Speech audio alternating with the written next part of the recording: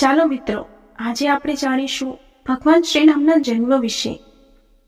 રામ અને એમના ભાઈઓનો જન્મ થયો એ પહેલા દશરથ રાજા અને એમની પટરાણી કૌશલ્યાની શાંતા નામની એક દીકરી હતી. કૌશલ્યાની મોટી બહેન વર્ષિણી અને એમના પતિ રોમપદ રાજાને કોઈ સંતાન ન હતું.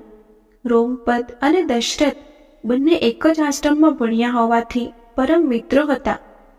એક વખત વર્ષિણી અયોધ્યામાં હતી ત્યારે એણે દશરથ સાથે મજાકમાં જ એક સંતાનની માંગણી કરી. દશરથ રાજાએ એને વચન આપ્યું કે તે એમની પુત્રી શાંતા દત્તક આપશે. રઘુકુળની વચન પાલનની પરંપરા મુજબ દશરથ રાજાએ અંગ દેશના રાજા અને એમના પરમ મિત્ર રોમપદ રાજાને પુત્રી શાંતા દત્તક આપી. સમય વીતતા શાંતા એક સ્વરૂપવાન સ્ત્રી બની ગઈ. એક દિવસ એ રોમપદ રાજા સાથે વાતચીત કરી રહી હતી ત્યારે એક બ્રાહ્મણ ત્યાં આવ્યો. એણે વર્ષા ઋતુ દરમિયાન ખેતી માટે રોમપદ રાજા પાસે મદદ માંગી.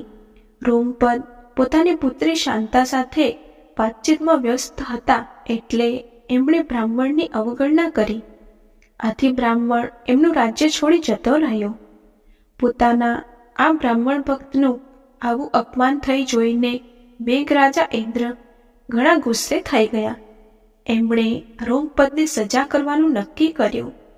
એટલે એ વર્ષા ઋતુમાં અંગદેશમાં વરસાદ ન પડ્યો.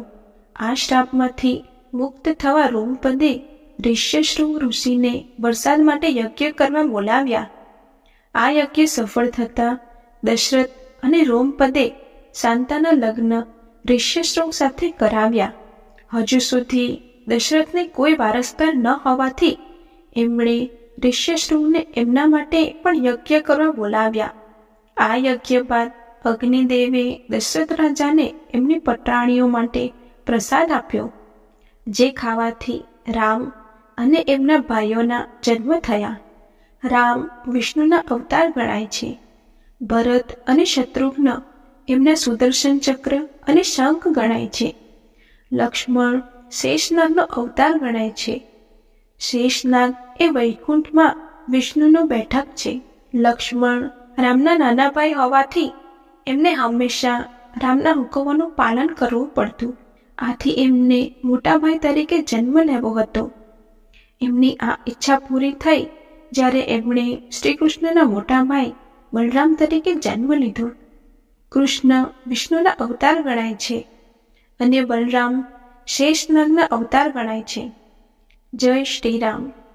આવી જ આધ્યાત્મિક, પૌરાણિક અને ધાર્મિક કથાઓ સાંભળવા માટે અમારી ચેનલને લાઈક, શેર અને સબસ્ક્રાઈબ કરો. Thank you.